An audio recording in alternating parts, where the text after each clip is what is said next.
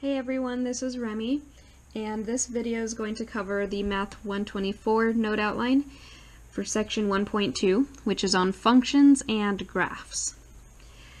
So before we start talking about functions, we're going to first discuss what a relation is.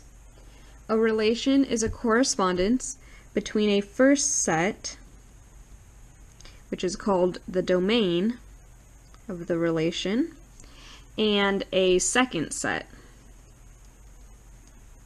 which is called the range of the relation.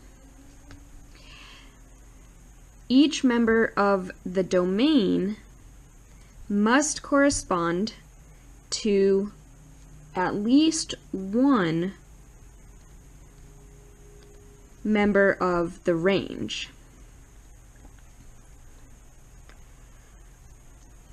Okay. So here's an example of some relations, and then this example is starred because we are going to come back to it later. But for now, let's go to part A. So say I have 9 going to -5, and 9 going to 5, and then 2 going to 4. So this would already be given to you like this. This is a relation, and we're going to write it out as a list. So what this is saying is the number 9 is being sent to the number -5, and then the number 9 is also being sent to the number +5, and then the number 2 is being sent to the number 4. So this is a way to write out a relation using ordered pairs. And then the domain is all the first coordinates from the first set. So the members of the domain would be 9 and 2. And then members of the range come from the second set. So those would be -5, 5, and 4. And this does satisfy the definition of a relation because each member of the domain corresponds to at least one member of the range. So for example, 9 corresponds to 2 different values in the range, and then 2 corresponds to 1 value in the range. So all members of the domain do correspond to at least one member of the range. Let's do another one, part B. This time the arrows are going to look like this. So let's write this one out. So curly brackets, and then I'm just going to list out a bunch of ordered pairs. So we see the -2 is being sent to 5. Next, the 5 is being sent to 7. Next, the 0 is being sent to 1. And then one more ordered pair, 4 is being sent to -2. Now let's write out the domain, so curly brackets, and then we're just going to list the numbers that are in the domain. So the domain is always from the first set, so these numbers here, -2, 5, 0, and 4. And then the range are all the numbers in the second set, 5, 7, 1, and 2. And then part C, it's going to look like that. So all the members of the domain this time are being sent to the same member of the range. -5 is sent to 3. 0 is also sent to 3. And 6 is sent to 3. But it is a relation because each member of the domain is corresponding to at least one member of the range. So the domain is -5, 0, and 6, and then the range just has the number 3 in it. So those are relations. Next, we will get into functions. Now, first of all, a function is a special type of relation. So it is a relation, but it has extra properties. So a function is a correspondence between a first set, again the first set is called the domain, and a second set, which is called the range. And this is where the definition differs from the definition of a relation. So in a function, each member of the domain must correspond or be sent to exactly one member of the range. So up here in this definition, it said that each member of the domain must correspond to at least one. So that means it could be sent to 1 or 2 or 3 or 4 members of the range. But this one, if for a function, each member of the domain needs to be sent to exactly one member of the range. Okay, so it says back to the start example, see above. So we're just going to figure out if each of the relations that we already talked about is a function. So we're going to go up here. So part A, we know that all of these are relations, but are these functions as well? So for part A, this member of the domain, 9, got sent to 2 members of the range. But that can't happen in a function. In a function, it has to be sent to exactly one member. So the relation in part A is not a function because 9 from the domain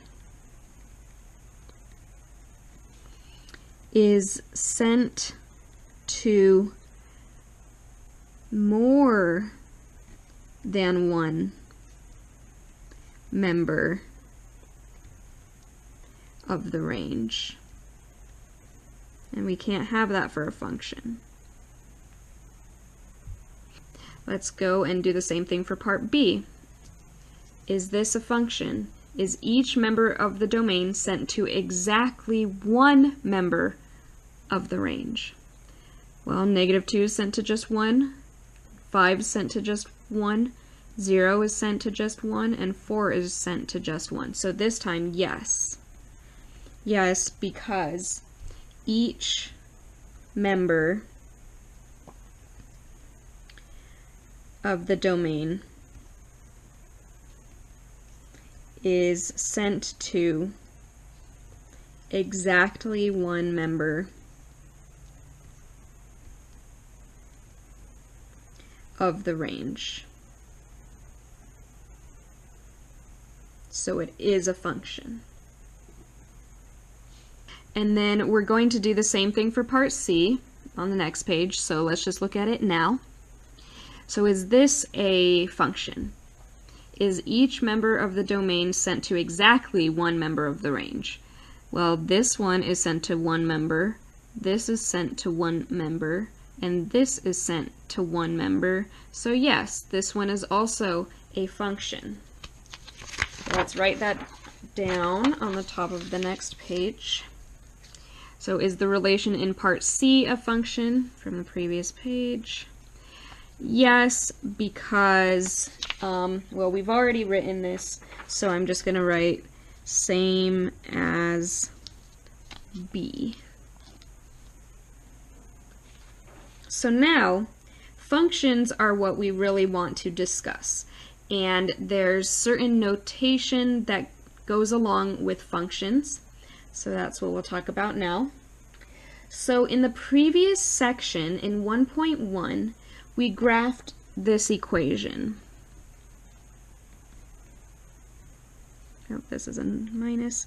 We graphed y equals x squared minus 9x minus 12. So if we look back in your notes from section 1.1, we did do an example where we graphed this. And the way we graphed it was we plugged in numbers for x and saw what values got spit out for y, and then we plotted those on the xy graph. So the numbers that we plugged in for x, the inputs of the equation were the values that we substituted for the variable x. And then once we plugged numbers in there, we saw what y was going to be, so that would be the output. So the outputs of the equation were then the corresponding values of y. So inputs were x and outputs were y.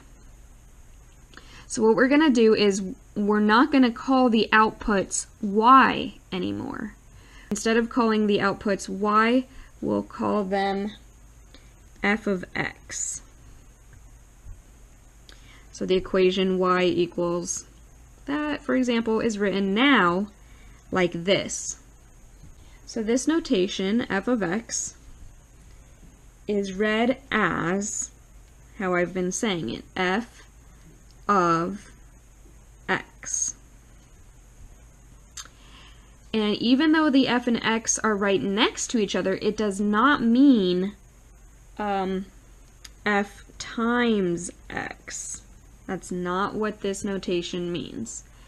And the benefit of using this notation is that it allows us to see what value has been substituted in for x. And then the symbol here, the f, can be thought of as the name of the function, and it can also be letters other than the letter f, which you'll see some examples. Okay, so we're going to go back to that very first example. So remember, we decided that part B and part C were functions. So I'm going back to the first page. We decided that these two were functions, B and C, and that A was not. So since we're talking about function notation, I'm only going to talk about these two relations. So we see that the -2 got sent to 5, the 5 got sent to 7, the 0 got sent to 1, and the 4 got sent to -2.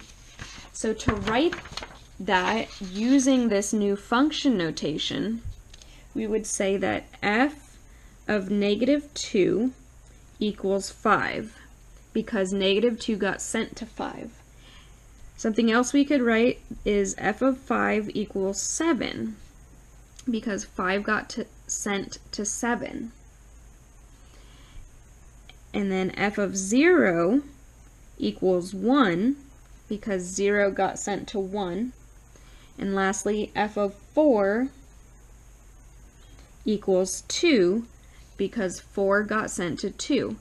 So these, the -2, the 5, the 0, and the 4 are the inputs.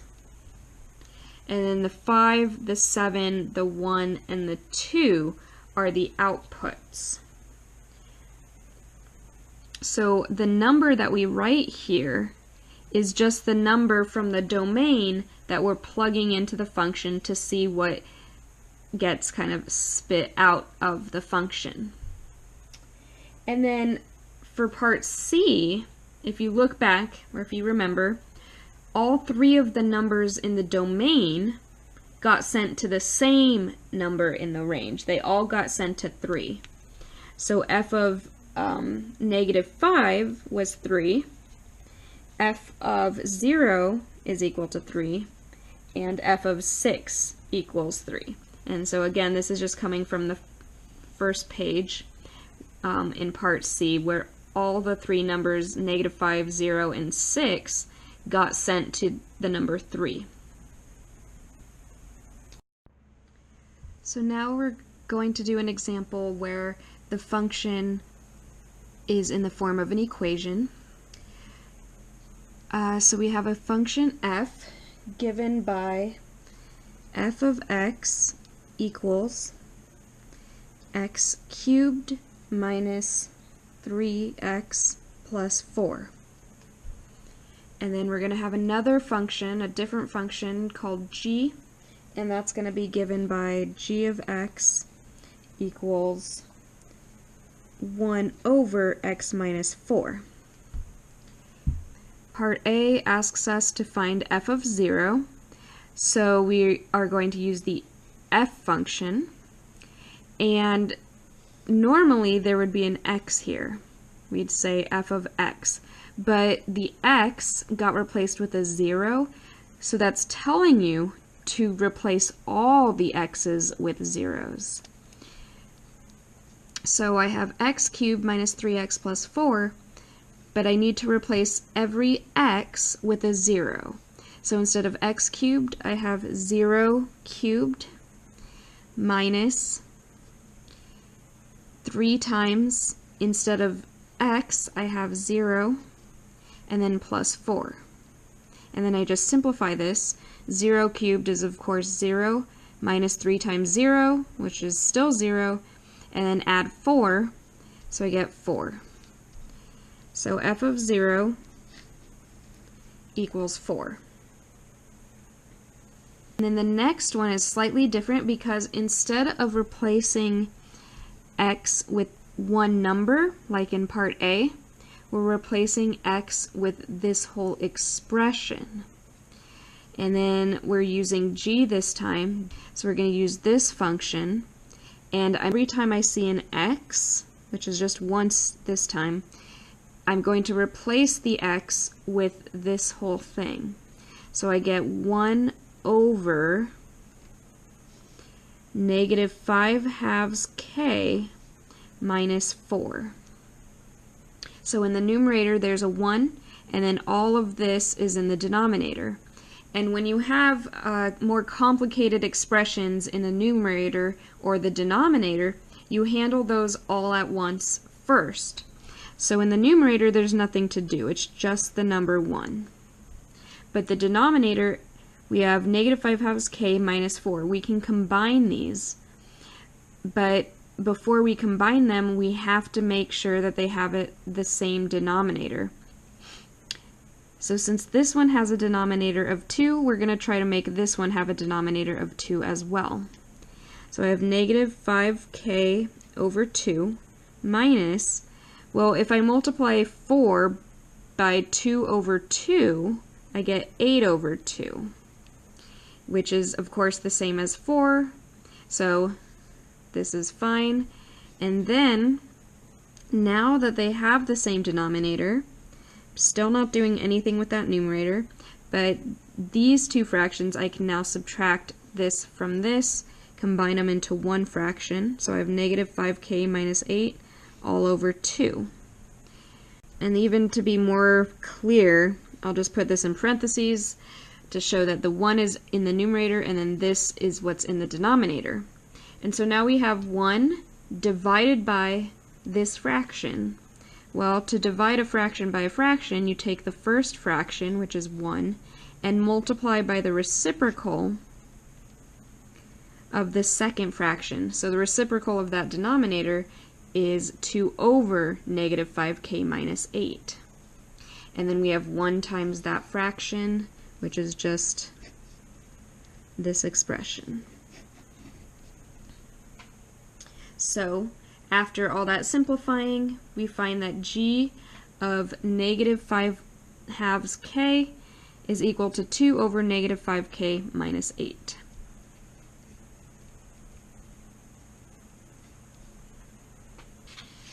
And then we're going to do one more. This time we have f of b minus 2. And I'm going to write down a new f for this one. I don't want to use the one for the previous. So we're going to use f of x equals 4x squared minus 2 this time. Okay. Alright, so just like the other two, this inside part is what we use to replace with any x that we see. So I still have this 4 here, but instead of this x, I'm going to replace that x with b minus 2. So I have 4 times b minus 2, and then the x is squared, so this has to be squared. And then afterwards, we still have to keep the rest of it the same, which is this minus 2 at the end. And then we're just going to simplify. So remember, b minus 2, all of it squared means take b minus 2 and multiply it to itself. So we have b minus 2 times b minus 2, and then this minus 2 out here at the end. And then we'll FOIL this. If I FOIL these two binomials together, I'm not going to do it full out, but you will get b squared minus 4b plus 4 eventually, if you FOIL it out and combine like terms. And then minus a 2. Then I'm going to keep going over here. Now I'm going to take this 4 and distribute it across the parentheses. So I have 4 times b squared, and then minus 4 times 4b, which is 16b, and then 4 times 4 is plus 16, and then this minus 2 out at the end. And then combine like terms, I have 4b squared minus 16b, and then 16 minus 2 is plus 14. So that's our answer for f of b minus 2 if we use this function. Next, we will switch to starting to actually graph functions on the x, y plane.